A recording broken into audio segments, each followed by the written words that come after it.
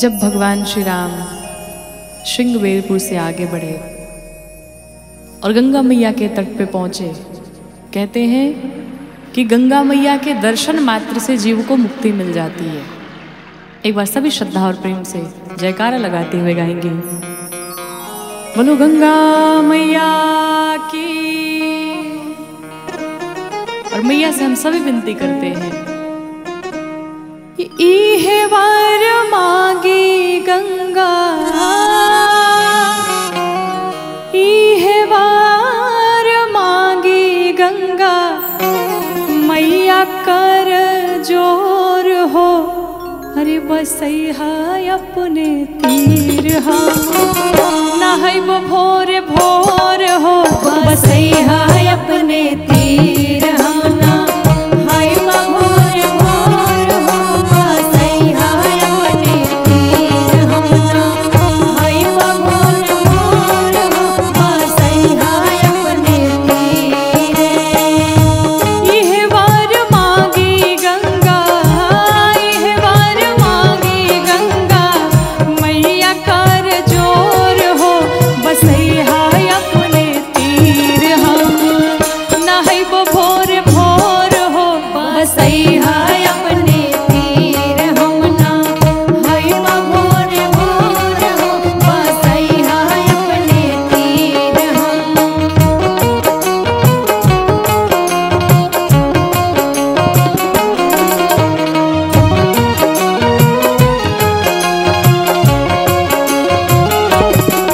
बसैहा अपने तीर हम ना, हाइब भोर भोर हो, बसैहा अपने तीर। भागीरथी हो जटा शंकरी माई, भागीरथी हो जटा शंकरी माई, जन्म सुफल दर्शन से हो जाई, जन्म सुफल दर्शन से हो जाई। भागीरथी हो जटा शंकरी माई, जन्म सुफल दर्शन से हो जाई। डुबकी मरते पाप, डुबकी मरते पाप, कट जाई है मोर हो, बसैहा अपने तीरे हम ना, हाइब भोर भोर हो, बसैहा अपने तीरे हम ना, हाइब भोर भोर हो, बसैहा अपने तीरे।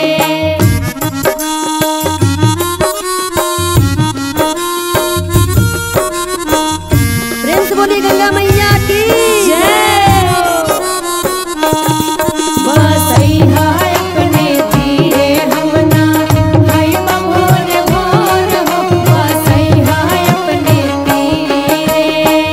और गंगा मैया गोमुख से निकल करके गंगा सागर तक पहुंची। कहते हैं, गोमुख से गंगा सागर ले मरधार हो, गोमुख से गंगा सागर ले मरधार हो, काशी बगसर ऋषिकेश हरिद्वार हो, काशी बगसर ऋषिकेश हरिद्वार हो, गोमुख से गंगा सागर ले मरधार हो, काशी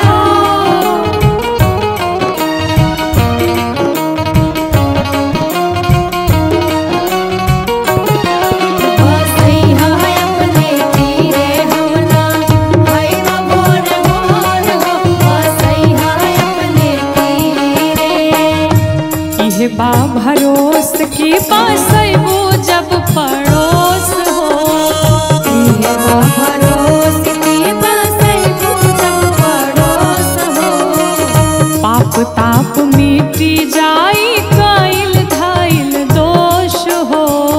पाप ताप मिटी जाई कइल धाइल दोष हो।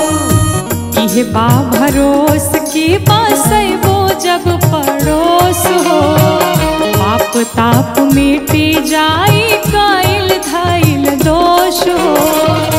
बैठी के छार पर बैठी के छार गईबो भजन झक झोर हो। बसैहा अपने तीरे हम ना हईबो भोर भोर हो। बसैहा अपने तीरे हम ना हईबो भोर भोर हो। बसैहा अपने तीरे।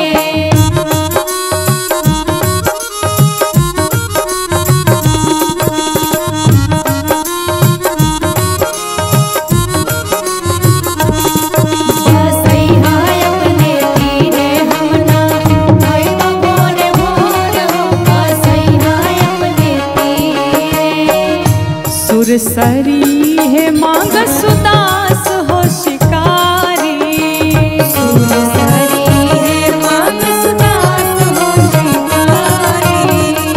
लागे कमलासन जपीते अवध बिहारी। लागे कमलासन जपते अवध बिहारी। सुरसरी है मांग सुदास हो शिकारी। लागे कमलासन जपीते अवध बिहारी। गौरी बैठी हाँ हाँ गौरी बैठी हरदी घाट नैन जोर हो। बसैहा अपने तीरे हर हो हईबो भोर भोर हो। बसैहा अपने तीरे हम ना हईबो भोर भोर हो। बसैहा अपने तीरे हम ना हईबो भोर भोर हो। बसैहा अपने तीरे हम ना हईबो भोर भोर हो। बसैहा अपने तीरे हम ना।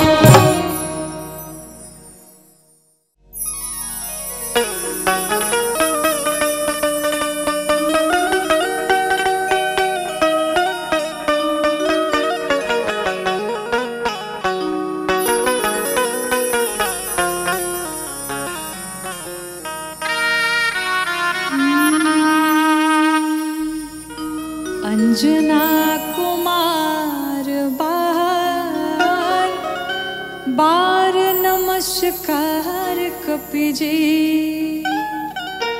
अंजना कुमार बार बार नमस्कार कपिजे।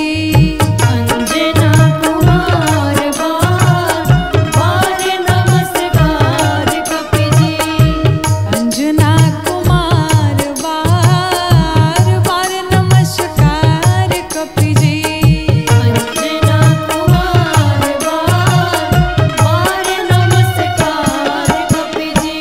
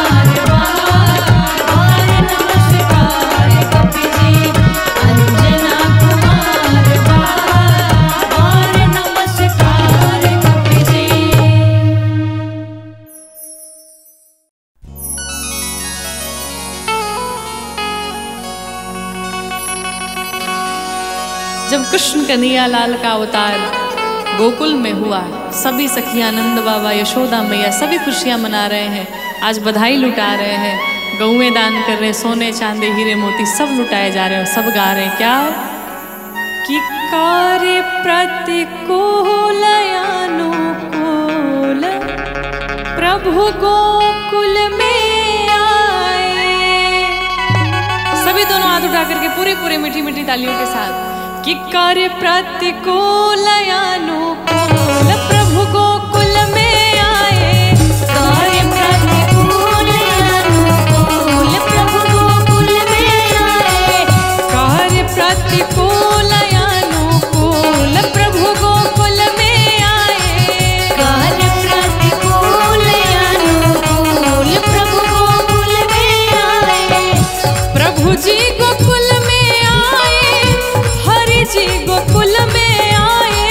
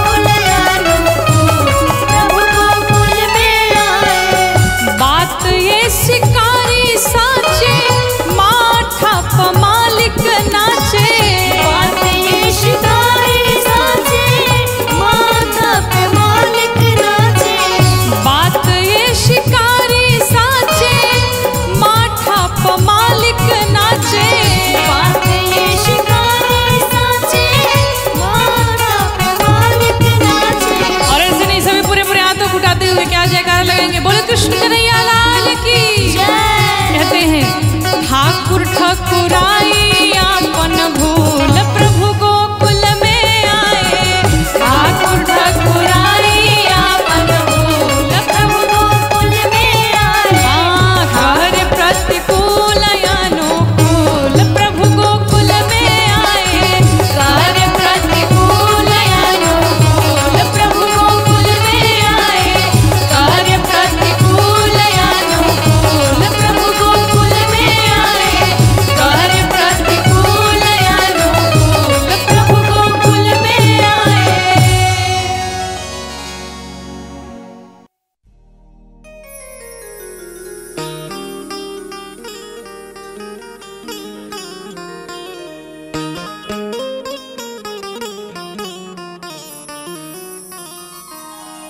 माँ। माँ एक ऐसा शब्द है कि माँ के लिए, माँ के वर्णन के लिए, माँ की ममता के लिए, माँ के आंचल के लिए, माँ के प्रेम स्नेह के लिए कोई शब्द नहीं बना है। माँ ऐसी होती है कि माँ का नाम है माँ, कि जब कोई भी व्यक्ति माँ कहता है तो उसका मुख खुल जाता है। अर्थात अपने जीवन की सारी बातें, अपना सुख दुख जा करके अपनी माँ से कह दो। माँ से कुछ भी नहीं छिपाना। और दुनिया में व्यक्ति को चाहे जितना भी कष्ट हो, जितना भी दुख हो, लेकिन माँ एक बार बड़े प्यार से अपने हाथ को फेर दे, अपने आंचल की छाँव में उसे सुला ले, तो वो उसके सारे दुख समाप्त हो जाते, उसके सारे दुख कट जाते। माँ अगर अपने हाथ से भोजन खिला दे बच्चे को तो वो अमृत के समान लगता है। दुनिया में कोई पास में ना हो, लेकिन अगर माँ बाप साथ में हैं तो वो जीव सबसे बड़ा धनी व्यक्ति है संसार में। और जिसके पास माता पिता नहीं है वो संसार का सबसे गरीब व्यक्ति है। इसलिए अपनी माँ से खूब प्रेम करें। और आइए इस भजन के माध्यम से माँ की ममता को जानते हैं। कि दूध दे दुलारी दिहली, तेल ला सवारी है। दूध दे दुलारी दिहली, तेल ला सवारी है। दुनिया में प्यारी सबसे भोली माँ हतारी है।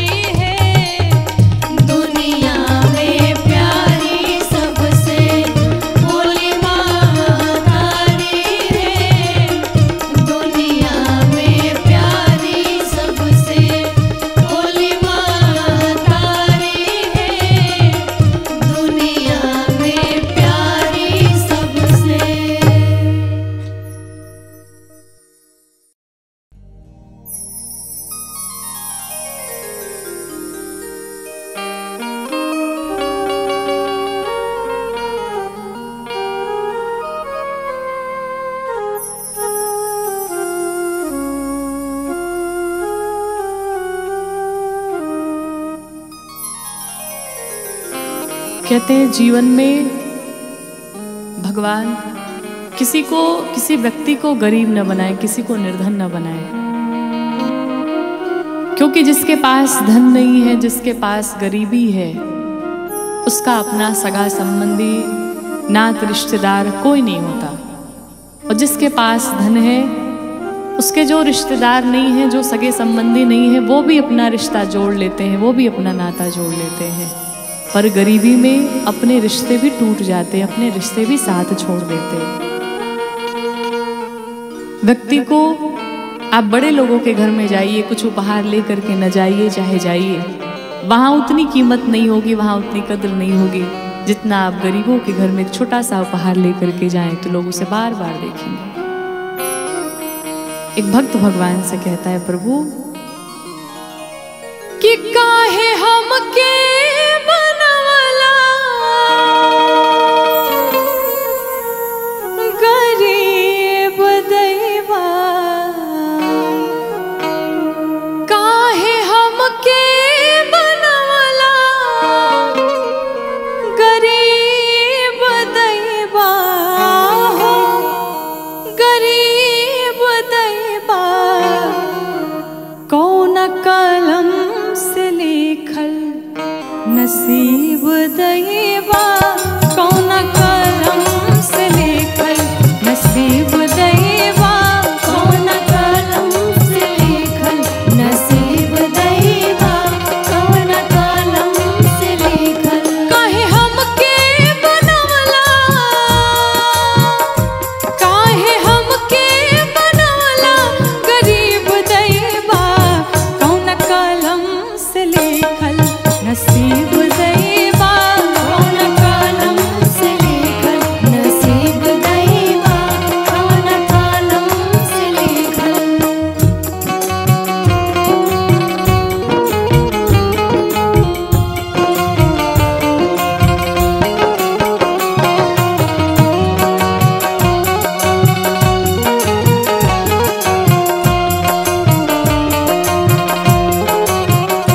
कौन कलम से लिखल नसीब दैवा, कौन कलम से लिखल नसीब दैवा, कौन कलम से लिखल। फूटल कठवती टूटल केवाड़ी, टूटल केवाड़ी हो टूटल केवाड़ी, पेवन साटल मौगी के देह पे साड़ी, देह पे साड़ी हो देह पे साड़ी। फूटल कठवती टूटल केवाड़ी, पेवन साटल मौगी के देह पे साड़ी, छानी चुवाता किस्मत, जय हो छानी चुवाता किस्मत अजीब दैवा, कौन कलम से लिखल नसीब दैवा, कौन कलम से लिखल नसीब दैवा, कौन कलम से लिखल।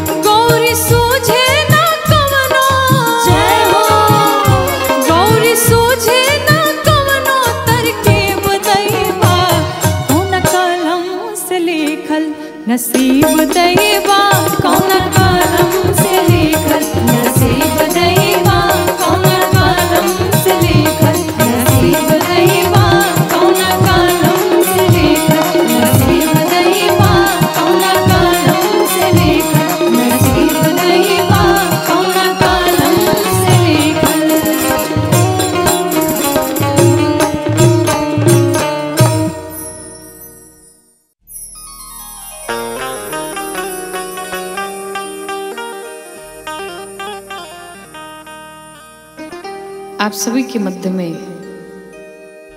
समाज की सभी बेटियों के लिए गीत प्रस्तुत है। बेटियां क्या होती हैं, बेटियां सभी के जीवन में कितनी महत्वपूर्ण है, इस भजन के माध्यम से आप सभी श्रवण करिएगा।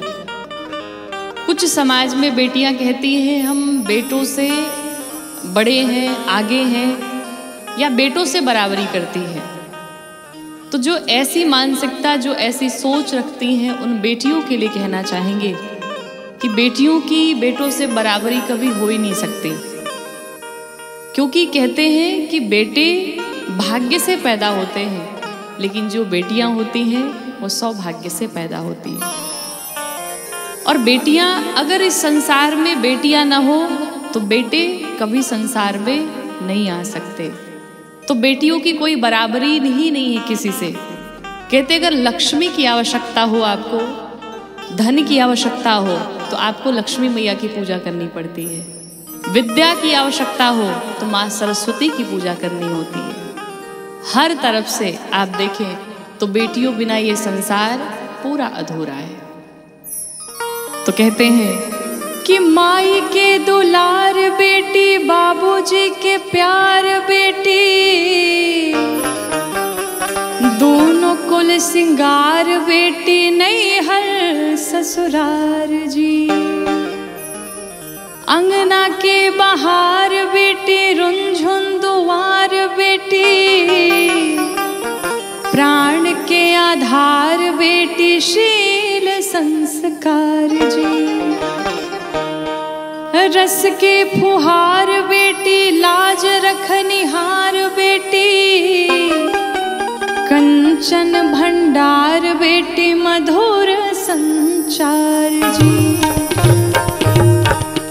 आगे के अंगार बेटी, शत्रु के संहार बेटी, ले ली संभार कौनो मौका बरियार जी।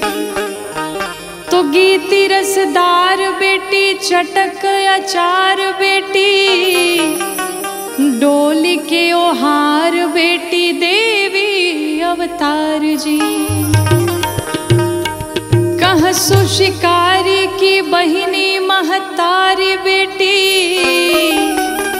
बेटी से प्रगटे सृष्टि संसार जी। तो बेटियां इतनी महत्वपूर्ण है जीवन में।